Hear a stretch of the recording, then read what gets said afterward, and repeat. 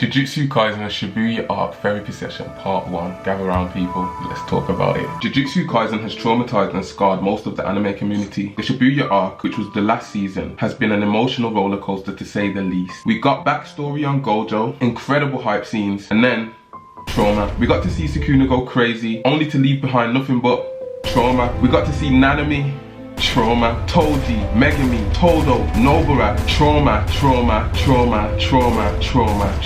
So we're gonna have to unpack what's gone on, and that's what I'm here for. Before we start, I've just gotta say, the first season seemed like everything was on the up for everyone in Jujutsu High, and I personally only found out that the author of Jujutsu Kaisen took inspiration from the anime Akame ga Kill. Yeah, I don't even know what to say other than why. The first 6 episodes were backstory on Gojo and Geto, and that's exactly where the trauma begins, and that's where we're gonna start. Episode 1, accountability. The season kicks off showing us what Geto was doing on his missions away from his team after Gojo had awakened. The tone of these first scenes were very depressing, and you could see the emptiness in his eyes after having to swallow countless curses. And here we must take our first sip of the accountability drink, because we decided to watch the anime in the first place, and we've ruined our anime experience for a very long while. We then jump in to see Mei Mei and Utahime on their way to exercise a curse. It doesn't take long for that mission to start going left, at which point we are introduced to Utahime's schoolmates Geto, Gojo and Shoko, who were part of the reason the mission went left. We then see them getting scolded for what they had done, while also starting to see the dynamic between Gojo, Geto and Shoko. We then skip to Geto and Gojo and Shoko in a school basketball court, and this is where we first start to see a difference in ideologies for Gojo and Geto. But here we see that Geto is actually trying to take the moral high ground, and Gojo is taunting him for being too weak to overcome the constraints of morality. This is where they're given their first mission, which is the mission that lands them in a situation that is the reason for the whole breakdown of society by the end of this arc. Basically, the mission was to help sustain the security protocols at Jujutsu High by assimilating a specially picked person with Tengen, the person responsible for upholding the protection barriers at the school. And this is also the beginning of the emotional trauma that we as the viewers are about to go through. At the end of the episode, we are introduced to Toji. This man, besides from Kenjaku,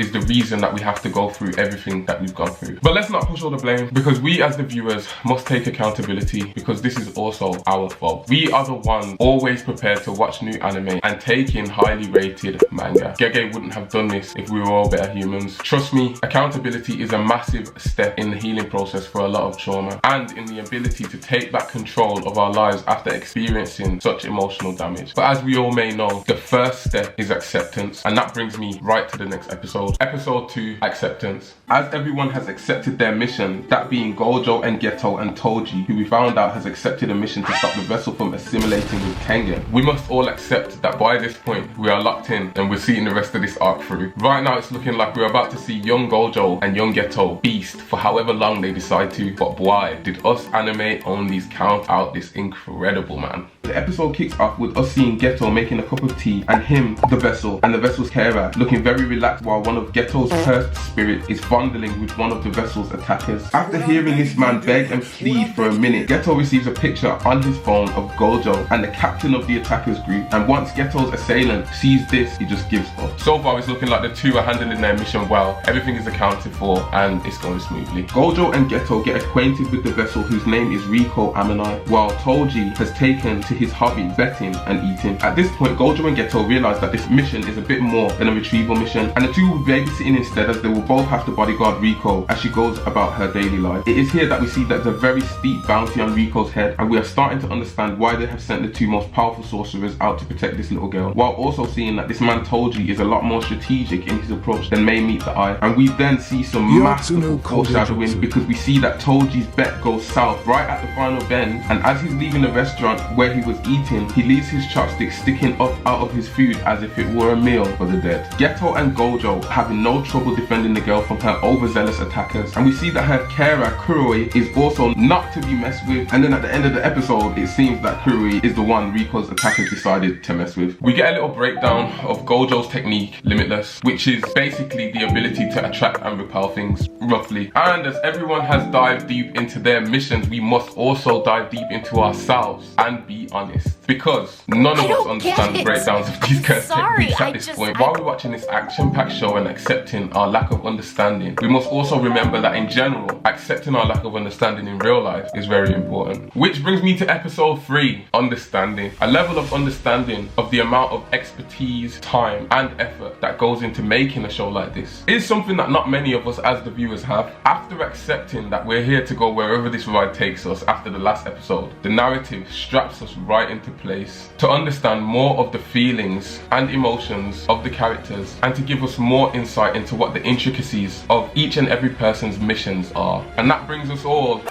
to the beach. Geto, Gojo, Riko and Kuroi have found themselves at the beach directly after rescuing Kuroi from the Star religious group who had kidnapped her and taken her into Okinawa. They stopped off at the beach for some relaxation mid-mission as everything is still going smoothly for their unit, although they were all still on high alert because attack could happen at any moment. This is where we're introduced to young Nanami and his classmate Yu Haibara, who was sent to Okinawa to defend the airport while their upperclassmen had a mini vacation. After a beautiful vacation montage, scenes of some outstanding artwork, here we see maybe a little more foreshadowing. The group return to Jujutsu High and relax after taking the final steps of a successful mission. Gojo releases his 6 eyes techniques and breathes a sigh of relief as he can finally get some well-needed rest after keeping his technique active for the whole of their mini vacation. It was at this moment that he knew. He fucked up. A knife bursts through the front of his chest with none other than the betting man Toji holding the blade. I'm a bad bitch. I'm a bad bitch.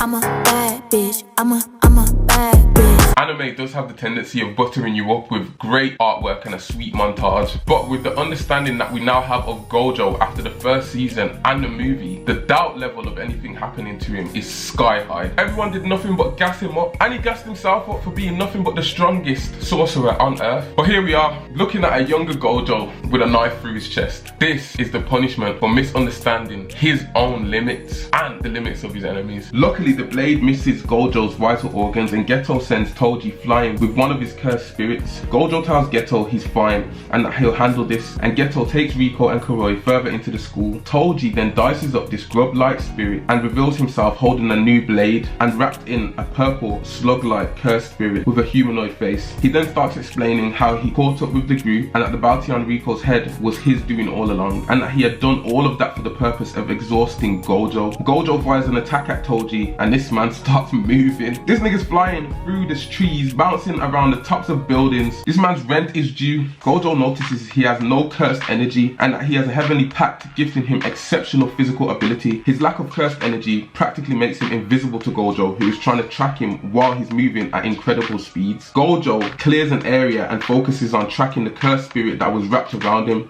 and that's when Toji throws up a smoke screen of small insect-like cursed spirits. Realizing this will only make it impossible to track Toji, Gojo takes the time to analyze the situation and realizes he has completely forgotten the goal of the mission is Riko. Gojo turns to return to the group, and as he does, Toji pops up behind him, blade in hand, but this blade isn't a normal blade. This blade has its own name. This blade is the inverted spear of heaven, a special grade cursed tool that has the ability to instantly nullify any abilities that he comes into contact with. Gojo was no longer limitless. Neck, belly, leg, head absolutely fillets Gojo. And before the scene switches to what is going on with Geto, we see Toji standing over the bloodied, lifeless body of Gojo Satoru. Meanwhile, Geto, Riko and Kuroi have arrived at the lower levels of the school. Riko and Kuroi embrace each other, and after a heartwarming goodbye, Geto and Riko travel further in, leaving Kuroi behind. Just before they reach the barrier that will lead Riko to her assimilation with Tengen, Geto stops and asks Riko what she would like to do. Go on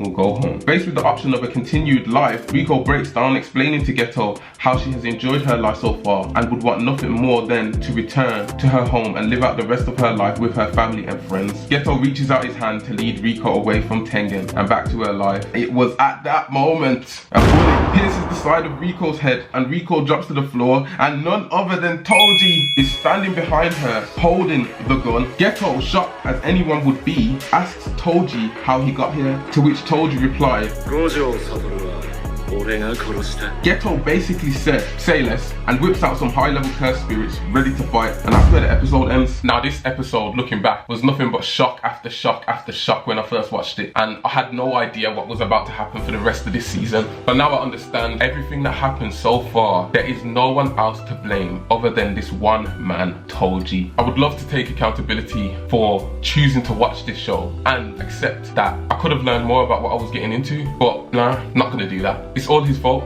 The man is the catalyst for so many things that happened in this anime. It's ridiculous.